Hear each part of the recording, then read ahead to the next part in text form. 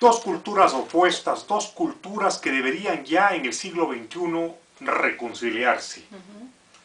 La cultura literaria y la cultura científica. Para cerrar esta serie que ha motivado el interés de mucha gente, la doctora Mercedes Falconi, directora de la Posada del Pensamiento Borges, nos ha propuesto un nombre de lujo. Y que creo que integra ambas culturas y mucho más, que es don Ernesto Sábato, un gran escritor argentino. Un gran escritor argentino con vocación de humanismo más que de mundo. Un hombre sabio, ¿no? Un sabio. O sea que usted de entrada dice que más que literato y más que científico, don Ernesto es sabio. Aquí tenemos un retrato logrado de don Ernesto porque se le ve con el rostro adusto. La dulzura, pero también el dolor, como quizá, que él ¿no? vive la tragedia del mundo, ¿no? Lo vive, lo siente. En el retrato no se avanza a leer por ahora, pero consta una frase de una novela de don Ernesto. Frase que posiblemente revele la tragedia, el callejón sin salida de la condición humana. La frase dice: existió una persona que podría entenderme, pero fue precisamente la persona que maté. Esa es una frase que está, Patricio, es el inicio de la novela El túnel, que para mí es la novela que, digamos, que más cercana la he sentido en todo momento, y mucho más ahora después de que don Ernesto me pusiera un autógrafo. Le puso un autógrafo y, según usted me reveló, don Ernesto cogió el libro. Claro, es que fue en Santos Lugares cuando lo fuimos, en su casa, de un pueblito, creo que es no muy cerca de Buenos Aires, en una casa muy modesta donde lo que cuando uno entra... Pero llena de árboles, ¿no? De árboles y de libros. Y eso es lo cuando uno entra... Y de un perro grande, pastor alemán. ¿Cómo se llama el perro? Don Ernesto se llamaba Ernesto Roque Sábato. Ya, entonces por él lo pone Roque. Lo pone Roque, el perro pastor alemán se llamaba o se llama Roque. Pues Patricio, don Ernesto cuando abrió, yo le pedí, le extendí el libro para que me pusiese un autógrafo, y entonces don Ernesto empezó a leer todo lo subrayado, las acotaciones.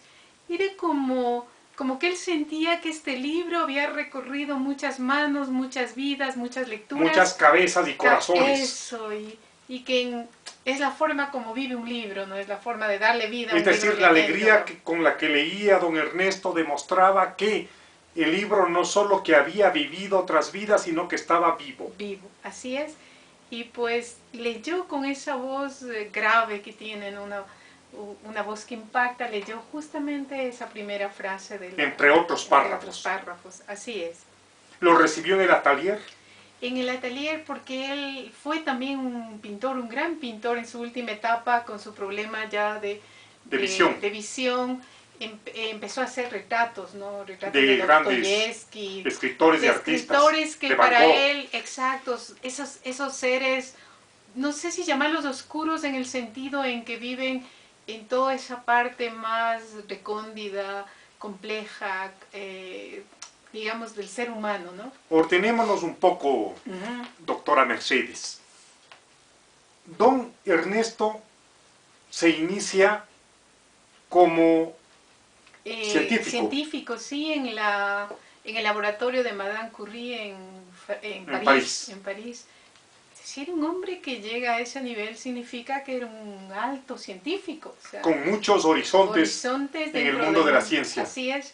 Tanto que se cuenta, perdón, sí, que cuando se aleja de la ciencia, los amigos decían que don Ernesto estaba loco, que estaba cometiendo un absurdo. No entendían cómo un hombre que llegó al nivel que había llegado en esa área haya dejado, y no entendían que deje por la literatura. O sea, era como de una cuestión mayor ir a un oficio menor, del subsuelo. ¿no? Claro. Pero don Ernesto dice que para él sintió que la física, los números no alcanzaban a entender esa parte más, digamos, escondida del ser humano, las obsesiones, los sueños, los miedos. Quiero hacer un brevísimo paréntesis, quizá abrir un hiato en las reflexiones de Mercedes. Don Ernesto, antes de ser científico, fue futbolista y era defensa del equipo Gimnasia y Esgrima de La Plata, porque en La Plata nació don Ernesto Sábato, que además fue buen amigo de don Diego Armando Maradona. Claro, usted tiene más conocimiento de don Ernesto, pues escribió un libro, La corbata torcida de Ernesto Sábato, que a propósito de lo que íbamos a hablar en esta ocasión, yo me puse a revisarlo y cosas muy interesantes. Dígame una cosa, ¿soy mejor en persona, en caricatura o en el libro? Difícil, yo que pienso que en el libro. ¿Y después? En caricatura. Ah, bueno, me siento sin duda halagado. Una aclaración, le puse al libro el nombre La corbata torcida de don Ernesto Sábato, recogiendo una característica, probablemente una herencia científica de don Ernesto. Entraba a una casa, veía un cuadro mal acomodado, enseguida lo enderezaba. Veía un papel caído, enseguida lo tomaba y lo llevaba al basurero. Veía a un amigo con la corbata torcida y lo acomodaba, aunque él mismo, por pensador, de pronto iba con la corbata chueca. ¿Y había una cuestión detrás metafórica con respecto a la corbata torcida que lo pone usted? Lo acabo de decir, él mismo llevaba la corbata chueca, porque iba posiblemente viviendo la vida de sus personajes. Ah, ya. Pero usted me refirió, y no sé, que él no fue tan fiel a Matilde, a su esposa.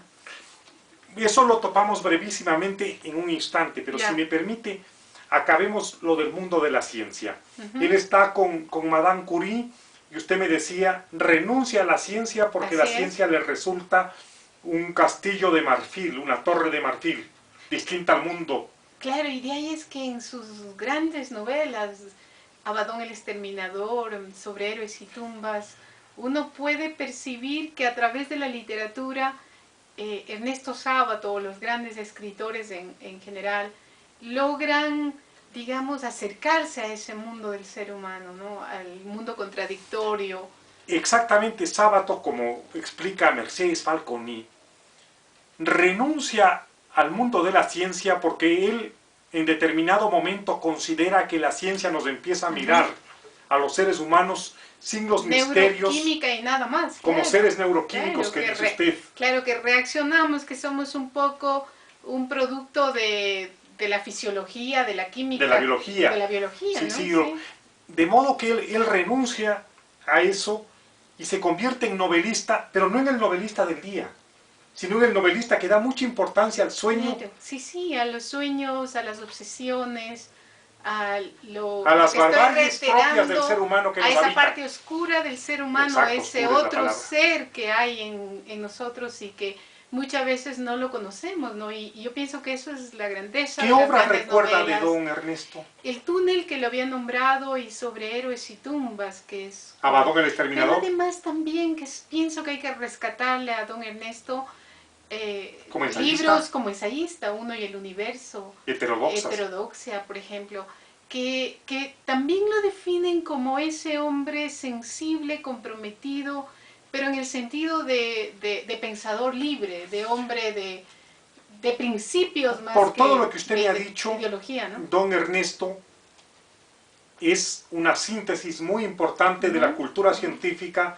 y de la cultura literaria.